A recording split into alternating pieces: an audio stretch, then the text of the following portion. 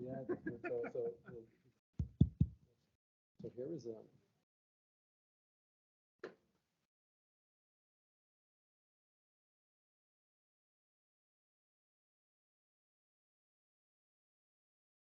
Is there a pointer or not? I think pointing is supposed to stay. Yeah, it's not moving.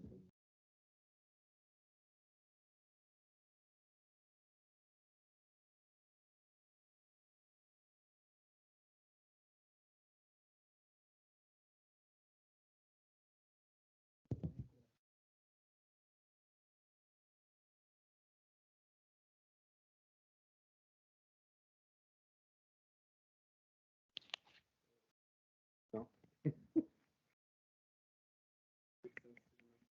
I can do it with a microphone. Yeah, so.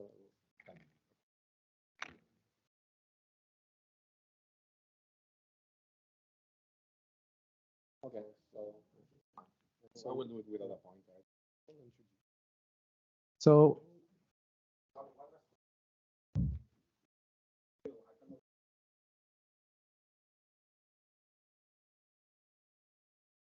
welcome to the second session of today. I will be the chair. My name is Dirk Valkenborg. I'm from Hasselt University, and I'm also a member of this fascinating project called Beyond the Genome. My main role in the project is in work package 1 and work package 2, where we will develop the algorithms to search whether proteomic data contains identifiable artifacts. So it's a great honor for me to introduce you today to Juan Antonio Vizcaino, but can I call you just Juanan? Okay, cool. So this next session will be about the state of the art of open science practices in proteomics, challenges arising from clinical data sets. Juanan is a team leader at EMBL, European Bioinformatics Institute, and he has a background in molecular biology and bioinformatics, and is currently responsible for the management and development of the PRIDE database, which contains large cohorts of proteomic data. Without further ado, I would give the floor to Juanan, and you need a microphone. So. Okay. So thanks, Dirk and Kurt and others for inviting me to come today to Antwerp, and it's really a pleasure to be here. So the title of my talk is basically state of the art of open science practices in proteomics and the challenges arising for clinical data sets. It's very good that the previous speaker has really introduced many of the topics, so I can go a little bit quicker around them. But before that, I'm going to give a short introduction. Then I'm going to talk about the status of open data in proteomics. I'm going to talk about PRIDE and proteome exchange. I'm going to talk about reuse of public proteomics data, and this is basically the benefit of having all that data available in the public domain, and that we want really to bring proteomics data closer to life scientists. And the last part of my talk is going to be devoted to the main topic of this workshop today, the data management of human-sensitive proteomics data sets. Okay, so I just thought that it was a good idea to provide a couple of slides about where we are based. We are based in the European Bioinformatics Institute that is located in Kingston, very close to Cambridge. Is a world-leading source of public biomolecular data, and is part of the EMBL, European Molecular Biology Laboratory. So we are in Britain, but actually for law-related things, we are German because EMBL is German. And so it's a little bit complicated from that perspective to make our life even more difficult. So these are the main data resources that are provided by EBI. And there are many, I'm sure many of you use them on a regular basis. We are basically based here in the group of protein-related resources, and as Dirk mentioned before, I'm responsible for the PRIDE database. I also thought that maybe not everyone, because I was kind of the first talk that was devoted to proteomics, so I thought it was a good idea to include just one slide intro to mass spectrometry-based proteomics, and really highlight the unique information that they can deliver in comparison with other omics techniques, like for instance, of course, the proteomes in time and of course in space, subcellular localizations, for instance, the protein-protein interactions, the post-translational modifications, and also, as I mentioned before, for instance, protein dynamics and turnover. And it's important to highlight, of course, that most of the targets of drugs are proteins. So they're going to be studied by proteomics. And just to finalize this slide, of course, most of the proteomics today is done using mass spectrometry. This is kind of changing, but today I'm going to talk about mass spec related data only. Although, again, there are other new proteomics data types like the affinity assays, Somalogic, and Olink and others, but I'm going to keep the same principles will apply to those, but I'm not going to talk about this in the talk today. Okay, so then I'm going to now talk about a little bit about the status of open data in proteomics. If you are in the field, and I think you know, if you don't, I guess that this can be educational for you. I'm responsible for PRIDE, the Proteomics Identifications Database that was set up originally by Leonard Martens in the ABI in 2004, 2005. So we are getting now close to 20 years. And it's the largest database worldwide for storing mass spectrometry data sets. It stores all types of mass spectra related data, but also metadata, and all proteomics approaches are supported. I want to highlight that, and I think that this may be useful for you to know, maybe you are not aware really the amount of data is available in the public domain. In PRIDE alone, there are more than 31.5 data sets as of today. PRIDE is also an Elixir core data resource, recognized as one of the main kind of key resources in the life sciences. And what is the purpose of all what we do, and also in the context of sensitive human data, is to make data fair. I'm sure that you know about this, but is this acronym that has become very trendy and is used everywhere to highlight fundable, accessible, interoperable, and reusable data. Actually, we were doing this before the FAIR term was invented. So now it was really a nice way to summarize what PRIDE and other databases do. And so, yeah, this is what we do. We make data fair. Something that I'm really proud personally, because kind of I led it over the years, is that unlike other fields, so I don't know, metabolomics or transcriptomics or other omics fields, we managed to really have a strong community and to set up a system that facilitate lives for researchers. We started the Protein Exchange project more than 10 years ago to implement data submission and data dissemination practices between the main proteomics repositories worldwide. The project was started by PRIDE here in the UK, Europe, but then also with my colleagues in Breakthrough Atlas in Seattle, in the US. There are other 2 resources in the US now, Massive and Panorama Public, and then there are 2 more resources in Asia, IPROX in China and JPOST in Japan. So basically these 6 resources share kind of the main set of practices and guidelines for users to make their data publicly available for the community. So we work together. Of course, we also compete, but at the same time, we also work together. And I think this is very nice for the field. And because of that, the journals and they push for mandatory data deposition, and this happens now for many proteomics journals, and also for other journals like those from the Nature group, and also funding agencies are happy with the arrangement. Very recently, the Proteomics Exchange Consortium and all resources were highlighted as global core biodata resources, and exactly what that means, I don't really know. There was an application process for this, but it means that these resources are key for the community internationally, and we hope that there can be like better routes to funding in the future. Okay, and this is just to highlight the growth of PRIDE over the years. On the left side, you see the number of submitted datasets per month, and on the right side, you see the number of submitted datasets per year. So you can see that, and this is not cumulative. This is basically per year, and you see that the number of datasets in the public domain in prices are still growing. So last year in 2022, there were more than 6,100 datasets submitted, an average of 514 datasets per month. Pride, as I mentioned, is the leading resource worldwide and stores more than 80% of datasets. So of course, I'm not going to talk about it today, but I really want to highlight that to keep Pride running every day is really very challenging because, you know, the amount of data and also the hardware and the software needs to be updated all the time.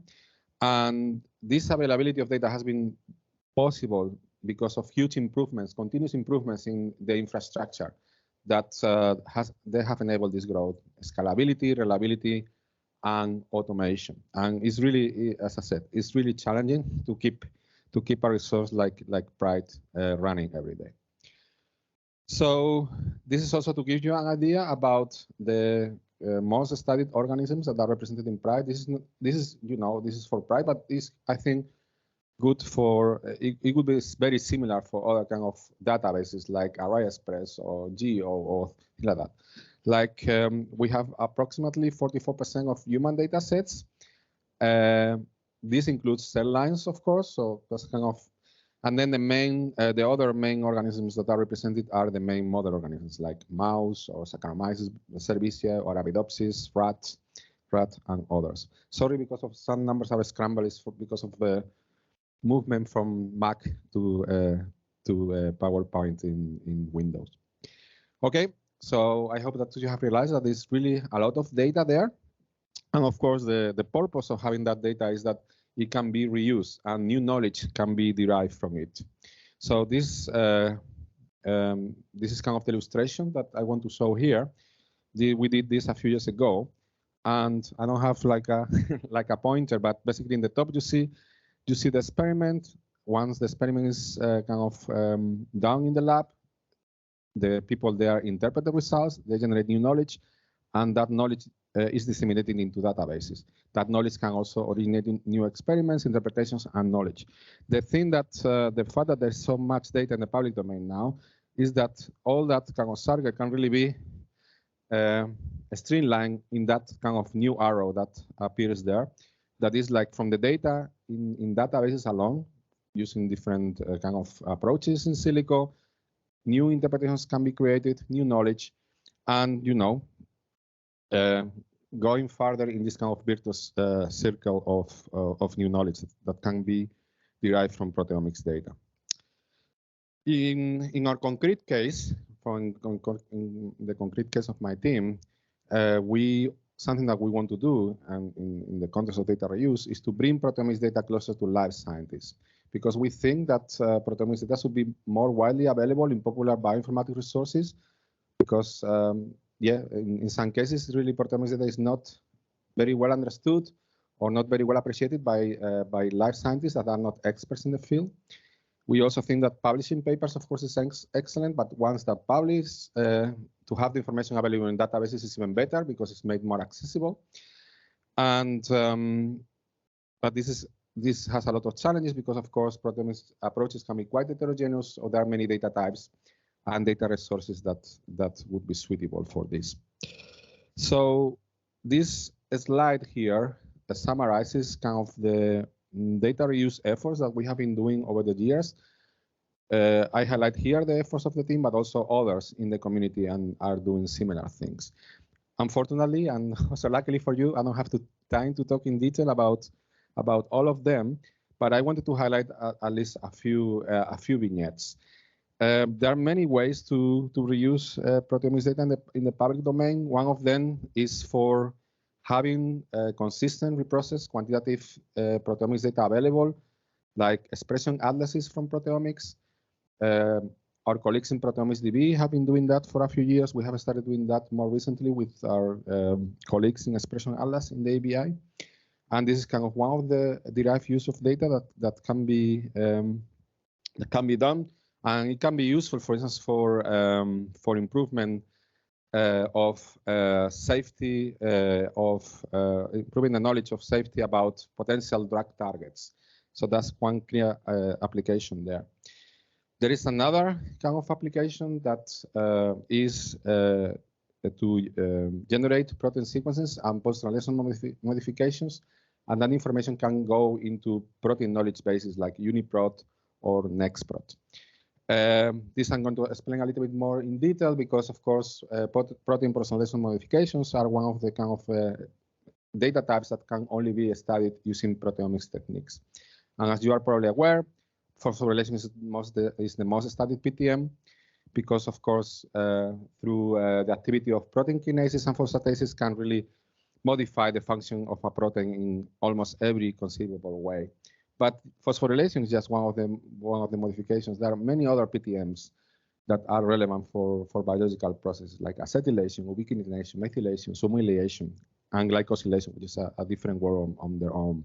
So we started this project a couple of years ago. It's called PTM Exchange to basically reanalyze data sets that are in the public domain that are relevant for post-translational modifications, use open pipelines, and generate consistent results through data reanalysis and propagate those results into UniProt, which of course is the most used knowledge base worldwide. We have already some data that has been propagated into UniProt. In this case, I'm showing some examples of rice. We started with, a species where there is not so much data because it's always used to have a small subset to set up the system. And then for these phosphorylations in rice, we have a system that scoring system. I'm not get into the details, but we provide the sites as gold, silver, or bronze, depending on different statistical cutoffs. And what is also interesting here is that that information can be traced back to the originating mass spectra information, in this case in PRIDE. So this is one of the things that we are doing. I want to highlight that it has been shown in publications, and this is a little bit different from what we are doing. This is relevant in the case of data reuse in general, that new post-translational modifications can be found from the reanalysis of data sets. This has been done, for many years. These publications that I highlighted here are more than 10 years ago now. And new modifications, the ones that I'm mentioning there, ADP ribosylation is one of the most famous cases, were detected by reanalyzing phospho-enriched data sets. But this is still happening today. So, for instance, this paper that was published in Nature Methods, I think it was last June or last July, they kind of reanalyzed data sets with trying to detect this modification that is called lactylation. And they were doing that with these 5 data sets that are in the public domain. They also use the spectral libraries for this. So, I mean, there's really a lot of potential in public data to generate new data related to post-translational modifications. This, again, big figure that I highlight some of the reuses of data. I want to highlight, of course, and this is something relevant for health in the future, it was mentioned before, is the use of machine learning and deep learning approaches. And this is happening more and more also with public data. This figure is a very nice figure from a review paper from the group from Matthias Mann that was published a couple of years ago. And it highlights the development of tools that has happened in the last few years to improve any of the steps in the proteomics data analysis workflow, from digestion, liquid chromatography, and mobility, MS1, peptide fragmentation, MS2, peptide and protein identification, and protein quantification. So they're having a lot of. Actually, I now realize that I can I can point with the mouse, so it's nice. So I'm from. For the development of many of these tools, and new tools are developed all the time, public data sets are often used as training sets. So just having those data sets in the public domain have really been very useful to improve some of the analytical steps in proteomics. But I also want to highlight that going a little bit farther, it is possible to do some nice downstream analysis once the results have been produced. So this is an example in-house that we did in collaboration with Pedro Beltrao Group that was at DBI at the time. Now he's in ETH Zurich. And basically what we did was to create a functional score for human phosphosite. So trying to give a functional relevance for each phosphosite that is detected in the human proteome, or at least the ones that we detected. And I'm not going to talk in detail about it, but basically this study highlights the steps that need to be done in this kind of studies. Data set selection and manual curation, data reanalysis. In this case, we reanalyze 112 data sets, phospho-enriched. Then application of machine learning models, analysis and validation of the results, and the data dissemination into UniProt. And just also to show that we are not the only ones doing that, I wanted also to highlight a couple more examples that were also published relatively recently. So this study, I think, was published last year, and they use deep learning approaches to predict antimicrobial peptides. And again, they reanalyze 4 prior data sets coming from metaproteomics approaches, and they also perform some integration of metagenomics and metaproteomics public data sets. Second example is, again, the use of public data sets as training data to predict antigen presentation but by HLA peptides, so HLA class 2 molecules in this case. This is just, again, to show you some examples of what people are doing right there, and again, the usability of data in the public domain. There are other meta-analysis examples in the literature. I'm not going to get into the details here, but again, many examples in the literature about new knowledge that can be derived from public proteomics data. I'm not going to talk more about this topic because I'm going to focus in the main topic of the workshop, but I just want to highlight that there is a lot of work going on in multi-omics integration of public data as well, the so-called proteomics approaches. And also one particular use case of those is the integration between metaproteomics and metagenomics information. A lot of things going on, a lot of things that can be done. Of course, what we aim in the future is, of course, many of the things can be also done for improving health and improving clinical research. And the last thing that I wanted to mention, because this is happening, kind of this more recent, is kind of our interaction with PDBE, the Protein Data Bank, and the kind of work that we are doing with them to try to integrate data coming from the same structures coming from proteomics and other structural biology techniques, and the use also of proteomics to try to validate or at least constrain the predicted structures that have been generated in AlphaFold. I'm not going to, again, I just wanted to highlight some of the uses that are out there. This all has been possible because Pride and Proton Exchange are available, also because all the community has really embraced the open science practices. I just want to finish this part of the talk saying that, of course, there are bottlenecks for proteomics data reuse. Proteomics can be quite complex, so there is usually a steep learning curve from researchers working in other fields. Mass spectrometry data, raw data, is big when analyzing large data sets, so you need to have suitable HPC infrastructure, which, of course, not every institute, not every university can have access to. It is also a problem that Windows is often a requirement for the analysis software, although this is changing very rapidly, actually. The software analysis methods are in some cases very dynamic. And the other problem, and this is, of course, a major problem in many cases, is that the lack of enough metadata annotations in public data sets. We are trying to improve this, but it's really very challenging. Okay. So after this, I hope that you have got an overview about the current state of the art in open science practices in the proteomics field and data reuse activities. And then I'm going to devote the last part of my talk to basically the main topic of this workshop. I'm going to talk about my understanding of data management of human-sensitive clinical proteomics data sets. I'm going to describe first the current situation. I'm going to talk about at least my own opinion about the perspectives for the future. So what I have been explaining so far is this kind of workflow. We have proteomics researchers. They submit the paper, they submit the data to Pride or Proton Exchange, and then when the paper is accepted for publication, the data is made publicly available, and it is made available in different ways, usually in an FTP server at least, but in other ways. It means that everyone can go to Pride or to other Proton Exchange resource and access that data without any restriction. This is what we call open proteomics data repositories, and this has been the state of the art so far. But of course, as we have been already starting to hear this morning, there is now a new use case, what we would call in clinical sensitive human proteomics data. What is the current state of the art there?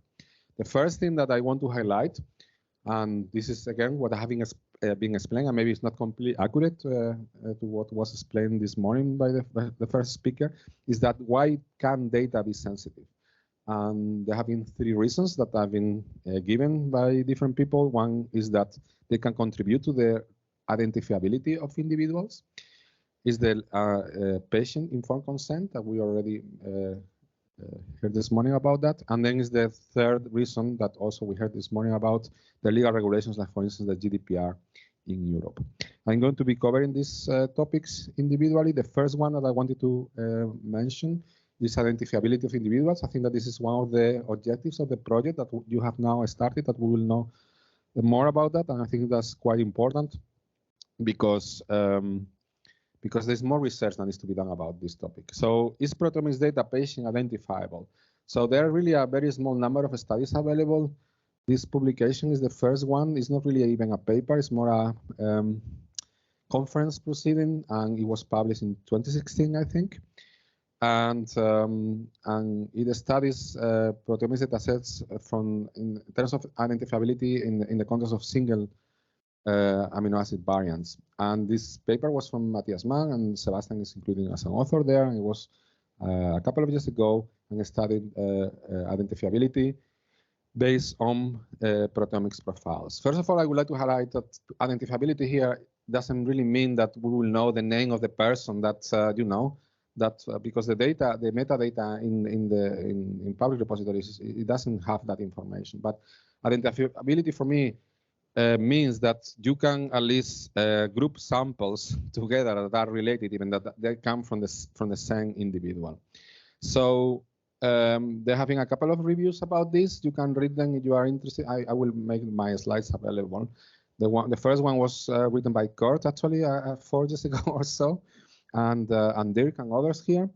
And then we wrote like an updated version of that in a mini review like a few months ago. So the summary in terms of identifiability of individuals using proteomics data is that, at least in my view, the main points here is that identifiability risks are really much lower than in the case of DNA, RNA sequencing data, because there is less coverage of protein sequences really can be achieved by mass spec when compared with DNA or RNA. And also, for instance, not all proteins are expressed at the same time. So that really means that identifiability risks are lower. Different proteomics data types pose, in principle, a different potential risks. The main risk, of course, comes from the raw mass spectrometry data because it contains the richest amount of information, and it can be reanalyzed in the future. But also process results can also be relevant in this context. Among them, as I mentioned before, genetic variation information at the protein level, so the identification of single amino acid variants, protein expression information, like it was highlighted in the paper before, and also PTM profiles or protoforms, like also has been highlighted, for instance, by the group of Albert Heck.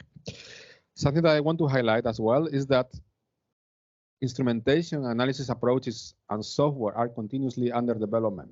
So they are really, we shouldn't think about whether it is possible to do this today for the data that is in the public domain. It's also whether it will be possible to do it, in a few years, because there are future consequences that for current public data, that because they can be reanalyzed and as software and analysis approaches evolve. So this is something also that needs to be considered in the context of all these regulations. So I talk about identifiability of individuals, at least the state of the art. And I want to talk a little bit about patient-informed consent and legal regulations. And this is really not my field of expertise. The speaker this morning did a very good job on that.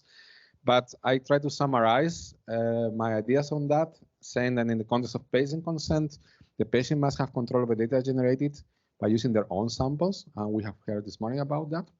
And then there are the general regulations like GDPR in Europe, but analogous ones exist in other parts of the world. So I've been talking to my colleagues in Proton Exchange, and they have similar regulations like the HIPAA in US and the Act of Protection of Personal Information in Japan. So as also highlighted this morning, these regulations have made sharing of omics data a much more complicated process.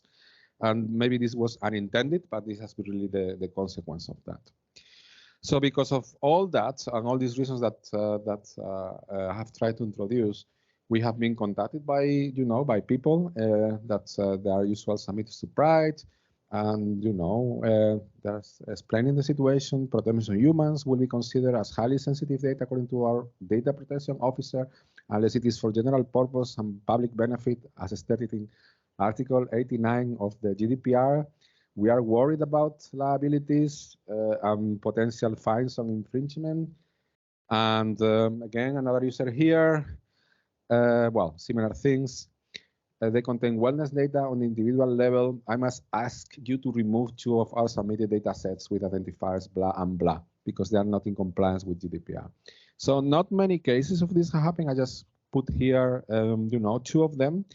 Maybe they are, I can count them with, fingers in my 2 hands, or a little bit more, but really not that many cases so far about this. So this really highlights the difference in implementation of these guidelines across Europe, a problem that was also highlighted earlier this morning. I mean, in my experience, all these cases, I think all of them, maybe I'm wrong, but all of them have come so far from Nordic countries, Norway, Denmark, and which is the other one that I'm missing? Finland. So they are Sweden, sorry. So they seem to have a much more strict regulation that other European countries, being all of them are under the same GDPR legislation.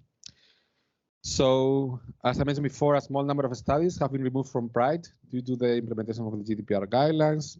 I also want to highlight that because of the low number of queries that we have had, so again, something between 10 and 20, no more than that over the years, most of the field is really not worried yet about these privacy-related issues. Remember, we are getting more than 500 data sets per month. We have got, again, between 10 and 20 queries about this. But interest about ethical issues is definitely increasing from the point of view of funding agencies, journals, and submitters.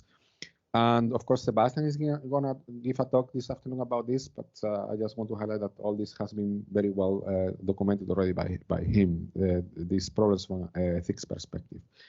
In my view, we must learn as much as possible from the experiences of genomics and transcriptomics, because they have been dealing with these problems already for at least 10 years, even more. Many of these problems, after all this time, after a lot of people and after a lot of money, are still unsolved. So, I think the first thing that we need to do is to really learn from the experiences of people working in these fields. And the first thing that it needs to be highlighted there is the existence of control access data repositories. So in Europe, we have the European Genome Phenome Archive that is set up at the EBI originally, but also now also in the CRG in Barcelona. So they're kind of the central repository for control access data sets. EGA was developed originally for DNA and RNA sequencing data, and that's basically what their data model allows I mean, the data that they can support. There are also analogous resources in Japan, the Japanese Genotype-Phenotype Archive, very similar name.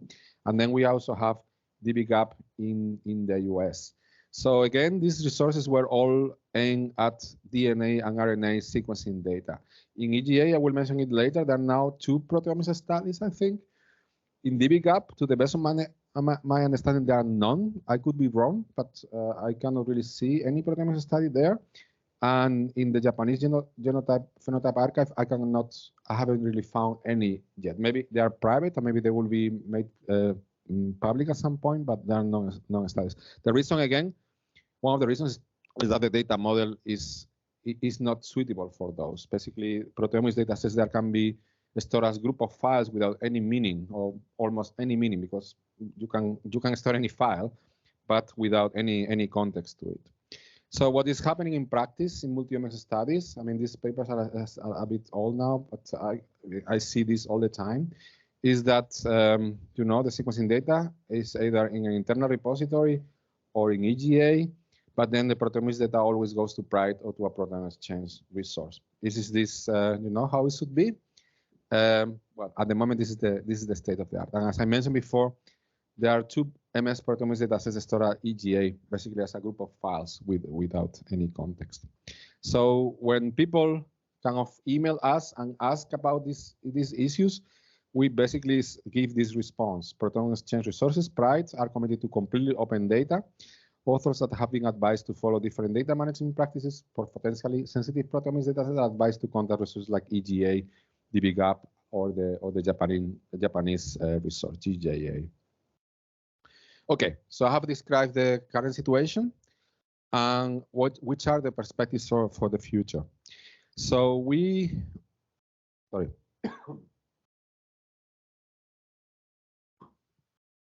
A couple of years ago, well, 3 years ago, we have a meeting, and then it took some time to write the paper as usual.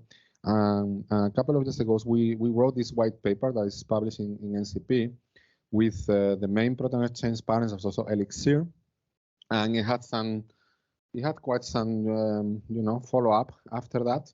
And in that paper, I think it's very nice kind of a summary of the state of the art and what could happen in the future. You have interest to know more about this topic. Basically, the concrete recommendations that we included there is that research is needed.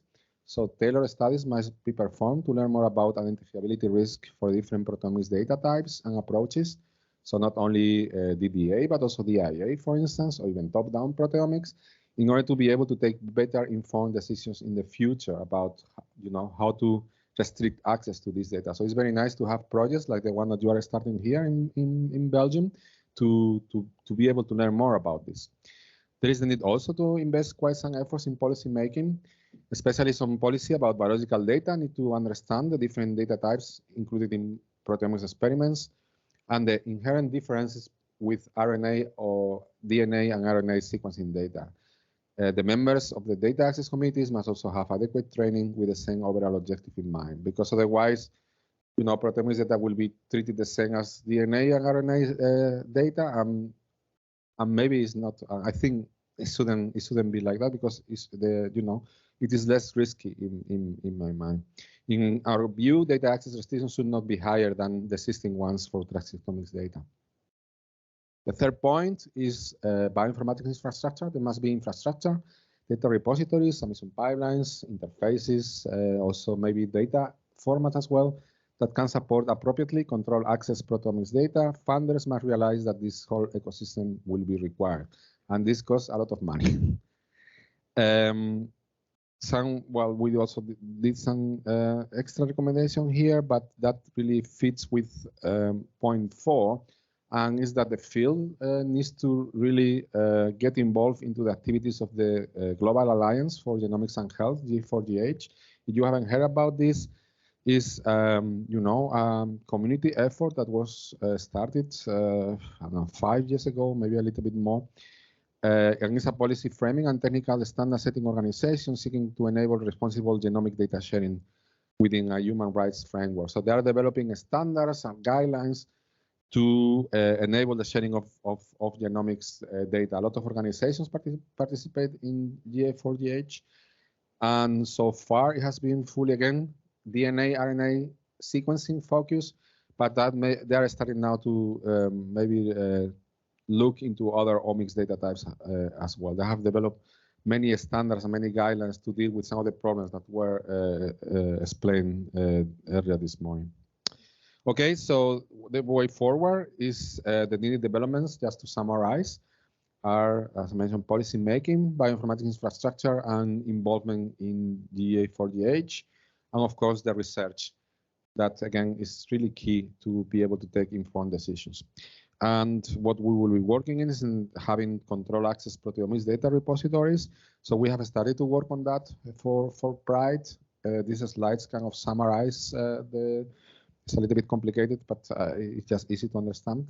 So the first point is that for the user, they will need to decide whether they want to go through a control access or open data kind of pathway. and that will be their decision. There's nothing we can do about that. That will be the decision of the submitter. And then if they go for the open data route, they will go to the normal PRIDE. If they go to the control access route, then they will need to go to this new PRIDE control access infrastructure. We are collaborating with our colleagues in the ABI, in the EGA, to try to reuse as much of their current infrastructure. We are lucky because of that. We can do that. It is a complex system, but we hope that will be, in production maybe, I don't know, in 1 year or so. Maybe I'm a little bit too optimistic because the system is quite complex, but it will be there. So we also will offer some functionality that is tailored for mass spec proteomics, and again, it will work like EGA in the sense that people will have to apply for access to the data before they can download it. It's not like now that again all data that is made publicly available in PRIDE, anyone can go to the FTP server, download it. No, in this case, they will need to be requested. That needs to be managed in the system. Things are much more complicated there.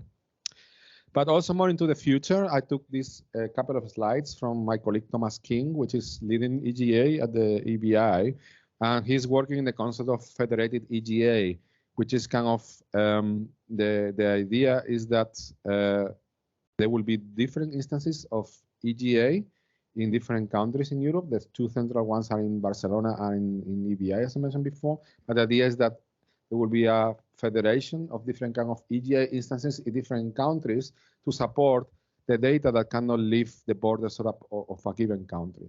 So this is an extremely complicated system, both from legal and infrastructure point of view, and it's going to be a project that will last many, many years. So there are 5 countries that have started from the beginning to work in this project, that are Norway, Spain, Finland, Sweden, and Germany. And they are the first members of the federated EGA instance, but again, many countries can want to join in the future, and even outside Europe, like, as I mentioned here, Argentina, Australia, Canada, and some countries in Africa. So this is not a project for 2 years. This, I'm sure we'll be talking about this for, I don't know, for 5-10 years. And again, these systems are very complex, and as a result, very expensive to build as well. Okay, I just wanted to highlight as well that what I've been talking about is not only relevant for proteomics, but also for metabolomics. Also, mass spec is the main analytical technique there, but also imaging data and other omics as well. All omics will be facing kind of the same problem. We wrote a small commentary article about this. So just to summarize, pros and cons of control access are my thoughts for the proteomics field.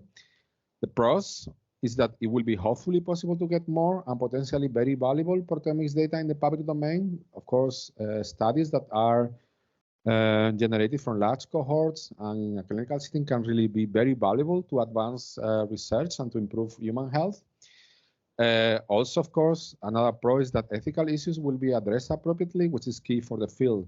Maybe there is some inherent risk in some of the data sets that are available in the public domain right now as well. We haven't really studied that, but maybe there could be some data sets that are, for instance, in PRIDE. I wanted to again show this slide that I mentioned at the beginning, highlighting that approximately 44% of the human data sets, the data sets in PRIDE come from human origin. And that also, for me, is kind of part of the cons of all this kind of infrastructure that we are building. Because what can potentially happen is that the human data that does not really B2B control access, because there's no really risk in it, and that could be perfectly submitted to open repositories like PRIDE, will be made control access just because, precaution of lawyers and data officers, they always want to be in the very safe side of things. And they will say, oh, well, no, don't make this open, make it control access, and we are covered for the foreseeable future. So then data reuse will be more difficult and challenging. And then, of course, that hinders progress. I mean, I have highlighted before some of the applications that one can do now with open proteomics data sets. There's a lot of bureaucracy involved when applying for access to control access data. And obtaining this data can be generally a lengthy and, in many cases, cumbersome process. And actually, this might also lead to bias on who will use it, because smaller institutions, they lack often the funding and resources to acquire access, because they need a person to basically pursue this and to follow this, to get access to this data set for 1 year. And then what happens? There needs to be people that just, manage this kind of access for researchers. So then what will happen, or potentially can happen, is that large institutions and well-funded institutions are the ones that will kind of get access to this kind of controlled access data sets. And of course, that's not what should happen. So there are pros and cons, but I think there's no way around that. We have to build this infrastructure. So as conclusions and summary, Pride and Protein Exchange, we have been working over the years to enable fair data and open science practices in the field. One of the things that we are doing is to bring proteomics data closer to life scientists. We have some examples of data reuse of public proteomics data sets, personalization modifications, machine learning and deep learning approaches, other meta-analysis approaches. And what would be ideal is that this data can be used more in the future to improve human health. And then in the context of data management of sensitive proteomics data, again, it's important that this data needs to be properly handled for multiple reasons. It's key that we need to learn from other fields, mainly genomics and transcriptomics, which have been working on this for many, many years. And control access and data repositories and related infrastructure will need to be developed. There's no way around that. And of course, there are cons and pros around that. So I really want to thank everyone in the team. Especially Asset Perez-Riverol, who is the main person kind of in the charge of the technical developments in Pride and in this project of Pride Control Access. And of course, all our funders and collaborators. I'm happy to take any questions.